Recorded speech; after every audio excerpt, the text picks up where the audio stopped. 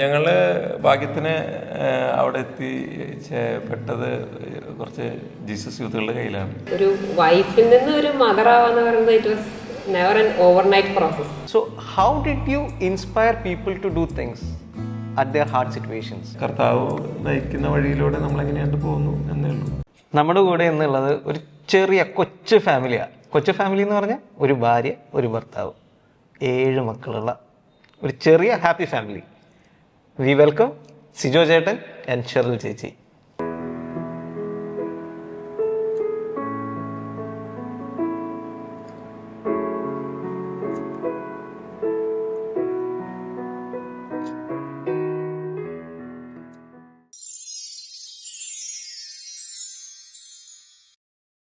നിങ്ങൾ സൗദിയിൽ നിന്നാണല്ലോ. Christianity practice ചെയ്യാൻ ബുദ്ധിമുട്ടുള്ളൊരു സ്ഥലം. അങ്ങനെയുള്ളൊരു സ്ഥലത്ത് നിന്ന് വരുമ്പോൾ how did you build your faith? Saudi അറേബ്യയിൽ ഈ പറയുന്ന പോലെ ക്രിസ്ത്യാനിറ്റി പ്രാക്ടീസ് ചെയ്യാൻ ശരിക്കും കുറച്ച് ബുദ്ധിമുട്ടുള്ളൊരു സ്ഥലം തന്നെയാണ്. കാരണം ഒത്തിരി ആളുകൾ അങ്ങനെ ഒരു കമ്മ്യൂണിറ്റി ലൈഫില്ലാതെയും അങ്ങനെ ഒരു നമ്മളുടെ ചർച്ചിൻ്റെതായിട്ടുള്ള ഒരു ആക്ടിവിറ്റിയിൽ പാർട്ടിസിപ്പേറ്റ് ചെയ്യാൻ പറ്റാതെയും കുർബാനയ്ക്ക് പോകാനൊന്നും പറ്റാതെയൊക്കെ ഒത്തിരി ആളുകൾ ഇപ്പോഴും അവിടെ കഷ്ടപ്പെടുന്നുണ്ട്. ഇപ്പോഴും അങ്ങനെയൊക്കെ തന്നെയാണ് അതിൻ്റെ അവസ്ഥ. ഞങ്ങൾ ഭാഗ്യത്തിന് അവിടെ എത്തി പെട്ടത് കുറച്ച് ജീസസ് യൂത്തുകളുടെ കയ്യിലാണ്.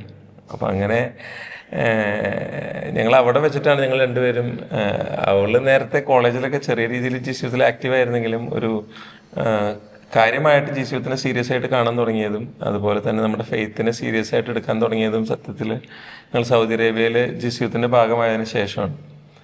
അപ്പോൾ സത്യം പറഞ്ഞാൽ ബാക്കിയുള്ളവർ അതിനെ ഒരു ഭയങ്കര ഒരു സ്പിരിച്വലി ഡ്രൈ ആയിട്ടുള്ളൊരു കൺട്രിയാണ് സൗദി അറേബ്യ എന്ന് പറഞ്ഞാലും ഞങ്ങളെ സംബന്ധിച്ചിടത്തോളം ഞങ്ങൾ ഫെയ്ത്ത് ബേസിക്സ് ഫോം ചെയ്യാനായിട്ട് കർത്താവ് ഞങ്ങളെ കൊണ്ടുപോയ ഒരു സ്ഥലമാണ് സൗദി അറേബ്യ എന്നാണ് ഞങ്ങളുടെ ഒരു പേഴ്സണൽ എക്സ്പീരിയൻസിലൂടെ ഞങ്ങൾക്ക് പറയാനുള്ളത്. നമ്മുടെ നാട്ടിലുള്ളൊരു പറച്ചിലുണ്ട്, അതായത് ഗൾഫ് കൺട്രിയിൽ പോവുക, കാശുണ്ടാക്കാം, മടങ്ങുക, എന്നിട്ട് ഇവിടെ എന്തെങ്കിലും ബിസിനസ് ചെയ്യുക, അങ്ങനെയൊക്കെ ഒരു ടോക്കുള്ളതാണ്. ഓഫ് കോഴ്സ് നിങ്ങളും അത് കേട്ട് കാണും. പക്ഷെ നിങ്ങൾ ഈ ഒരു സൗദിയിൽ പോയിട്ട് വർക്ക് ചെയ്യണ സമയത്താണെങ്കിലും നിങ്ങളവിടെ ജീസസ് യൂത്തിൻ്റെ ഭാഗമാവുന്നു, പ്രയർ ഗ്രൂപ്പിൻ്റെ ഭാഗമാവുന്നു, ഒരു ക്രിസ്ത്യൻ ബാൻഡ് ഫോം ചെയ്യുന്നു. അപ്പോൾ ഉറപ്പായിട്ടും ക്രിസ്ത്യൻ ബാൻഡ് ഫോം ചെയ്യുമ്പോൾ പബ്ലിക്കലി പ്ലേ ചെയ്യുമ്പോൾ ഔട്ട്റേജസ് ഉണ്ടാവാൻ സാധ്യത വളരെ കൂടുതലാണ് ഇങ്ങനത്തെ ഒരു കൺട്രിയിൽ. So how did you inspire people to do things at their hard situations? ഞങ്ങളുടെ അവിടുത്തെ ഒരു ലൈഫിൽ ഞങ്ങൾക്ക് മനസ്സിലായൊരു കാര്യം, evangelization is never an option. അത് നമുക്ക് എന്തെങ്കിലും ഒരു സിറ്റുവേഷനിൽ മാത്രം ചെയ്യേണ്ട ഒരു കാര്യമോ അല്ലെങ്കിൽ താല്പര്യമുണ്ടെങ്കിൽ മാത്രം ചെയ്യേണ്ട ഒരു കാര്യമല്ല. That is part and parcel of your very living. നമ്മൾ ജീവനോടെ ഉണ്ടെങ്കിൽ നമ്മൾ ഇവാഞ്ചലൈസേഷൻ ചെയ്യേണ്ടതാണ്. അപ്പം അത് ഇന്നൊരു സിറ്റുവേഷനിലേ ചെയ്യൂ, ഇങ്ങനെ എൻ്റെ കാര്യങ്ങൾ ഇങ്ങനെ നടന്നാലേ ഞാൻ ചെയ്യൂ എന്നുള്ളൊരു ചിന്താഗതി ഞങ്ങൾക്ക് ആദ്യമേ മാറിക്കിട്ടിയായിരുന്നു. പിന്നെ ഞങ്ങളുടെ ലൈഫിൽ ഞങ്ങൾ പഠിച്ചൊരു കാര്യം എന്ന് വെച്ചാൽ നമ്മുടെ എല്ലാ ഹാർഡ്ഷിപ്സും, നമുക്ക് എല്ലാ കഷ്ടപ്പാടും സഹനങ്ങളും മാറിയിട്ട് നമ്മൾ ഇവാഞ്ചലൈസേഷന് ഇറങ്ങാന്ന് വെച്ച് കഴിഞ്ഞാൽ അങ്ങനെ ഒരു സിറ്റുവേഷൻ നമ്മുടെ ലൈഫിൽ ഉണ്ടാവില്ല. അപ്പൊ ഞങ്ങളുടെ സിറ്റുവേഷനിൽ ഞങ്ങൾക്ക് എന്നും ഒരു പ്രഗ്നൻസി ഉണ്ടാവും, അല്ലെങ്കിൽ ഒരു കുഞ്ഞുകൊച്ചുണ്ടാവും, അല്ലെങ്കിൽ ബിസിനസ്സിൽ എന്തെങ്കിലും പ്രശ്നങ്ങളുണ്ടാവും, പിള്ളേരുടെ പരീക്ഷകളുണ്ടാവും, എന്തെങ്കിലുമൊക്കെ ഉണ്ടാവും. പക്ഷെ ആ പേരും പറഞ്ഞ് നമ്മൾ ഈ ഒരു ദൗത്യത്തെ നമ്മൾ മാറ്റി വെക്കാൻ തുടങ്ങിയാൽ നമുക്ക് ഒരിക്കലും അതിന് പിന്നെ ഒരു സമയം കണ്ടെത്താൻ സാധിക്കില്ല. അത് നമ്മൾ മാറ്റി വെക്കാതെ നമ്മൾ ജീവിച്ചു കഴിഞ്ഞാൽ നമ്മുടെ ലൈഫിന്റെ ഒരു പർപ്പസ് നമ്മൾ ഫുൾഫിൽ ചെയ്യില്ല. കാരണം വചനത്തിൽ തന്നെ പറയുന്നുണ്ട്, I created you for my glory. അങ്ങനെയാണ് ദൈവം പറയുന്നത്. നമുക്ക് തന്നിരിക്കുന്നതെല്ലാം ദൈവം ആഗ്രഹിക്കുന്നത് ദൈവത്തിന്റെ മഹിമയ്ക്കായിട്ട് നമ്മൾ ഉപയോഗിക്കണം എന്നാണ്. അപ്പൊ ആ ദൗത്യം ചെയ്യാതെ, ആ ഒരു പർപ്പസ് നമ്മൾ നിറവേറ്റാതെ ബാക്കിയെല്ലാം നമ്മൾ ചെയ്താലും ബാക്കിയെല്ലാം നമ്മൾ നേടിയാലും അവസാനം നമ്മൾ തോറ്റു. അങ്ങനെയായിരുന്നു ഞങ്ങൾക്ക് അതിൽ തുടരാനുള്ള ഒരു പ്രചോദനം.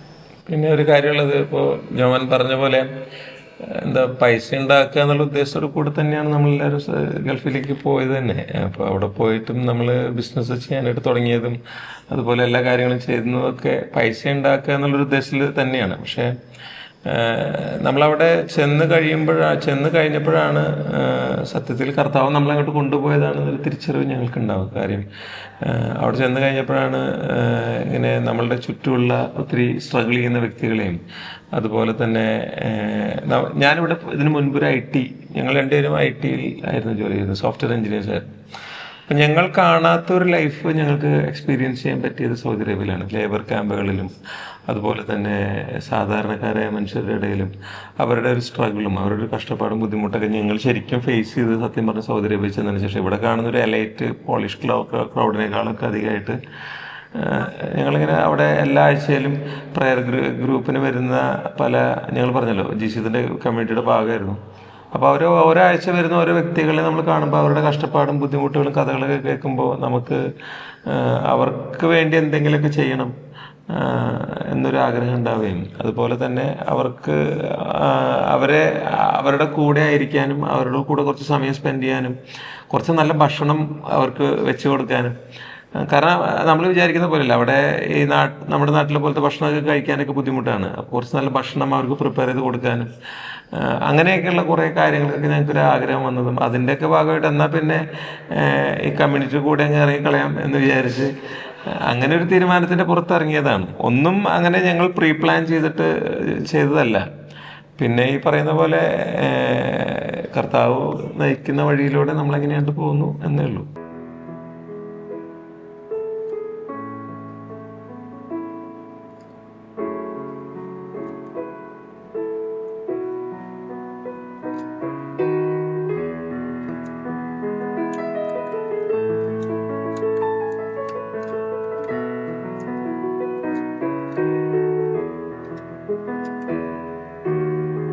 മൈക്കിള, സാധാരണ പിള്ളേർക്ക് ഈ എക്സാമും സ്കൂളൊക്കെ എന്ന് പറഞ്ഞു കഴിഞ്ഞിട്ടുണ്ടെങ്കിൽ കുർബാന കട്ട് ചെയ്യല് അങ്ങനത്തെ പരിപാടികളൊക്കെ ഉണ്ട്, കുറെ കണ്ടിട്ടുണ്ട്.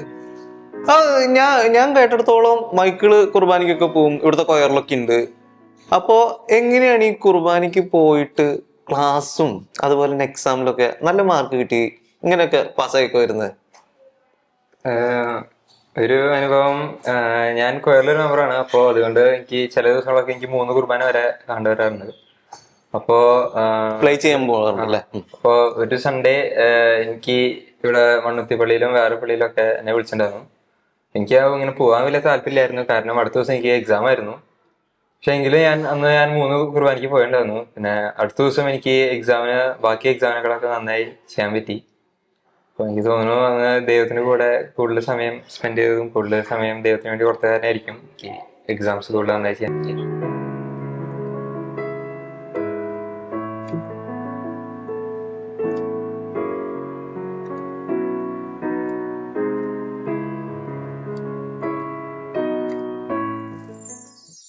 ഈ കാലഘട്ടത്തിൽ 7 മക്കളെന്നൊക്കെ പറഞ്ഞു കഴിഞ്ഞാൽ എല്ലാവരും വാവ് എന്നൊക്കെ പറഞ്ഞ് കാണുന്നൊരു സംഭവം. ഞങ്ങളുടെ കല്യാണം കഴിഞ്ഞതിന്റെ ഒരു പിറ്റേ മാസം തന്നെ ഞങ്ങൾ അറിഞ്ഞിട്ടുണ്ട് ഞങ്ങൾക്ക് മക്കൾ ഉണ്ടാവാൻ ബുദ്ധിമുട്ടാണ്. Children are a heritage of God. നമ്മളോടൊക്കെ അവസാനം ചോദിക്കാൻ പോകുന്നത് 6 ചോദ്യങ്ങളാണ്. വിശക്കുന്നതിന് ഭക്ഷണം കൊടുത്തോ, ദാഹിക്കുന്നവന് കുടിക്കാൻ കൊടുത്തോ, നഗ്നനെ ഒടിപ്പിച്ചോ. ആ 6 ചോദ്യങ്ങൾക്കുള്ള മറുപടി ഒരു അമ്മ എന്നുള്ളൊരു നിലയ്ക്ക് ഇന്നും എനിക്ക് നൽകാൻ സാധിക്കും.